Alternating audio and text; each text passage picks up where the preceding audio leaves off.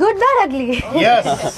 இந்த படம் சில படம்லாம் வந்து உள்ள போனா ஜாலியா பார்க்கணும். எல்லாத்தையும் அப்படியே வந்துட்டு ஜிம் கேரியோட படங்கள்லாம் இருக்கும்ல, ஃபன்னா என்னங்க சிரிச்சுக்கிட்டே இருக்கலாம். ஐ மீன் ஸ்க்ரீனுக்கு ஸ்க்ரீன் வந்து ஒரு புது புது விஷயங்கள் இருந்தது. யாரையோ கொண்டு வராங்க நாஸ்டாலஜிக்கா. அந்த புலி புலி புலி புலி இந்த பாட்டுலாம் நான் சின்ன வயசுல இருக்கப்போ அதே மாதிரிலாம் நான் பண்ணி பாடிருக்கேன். ஸோ அதெல்லாம் திரும்பி பார்க்குறப்போ செம்ம ஹாப்பியாக இருந்தேன். ஐ திங்க் இந்த படம் வந்து ஒரு செம்ம ஃபன்னு, அடே ஜாலியா போயிட்டு.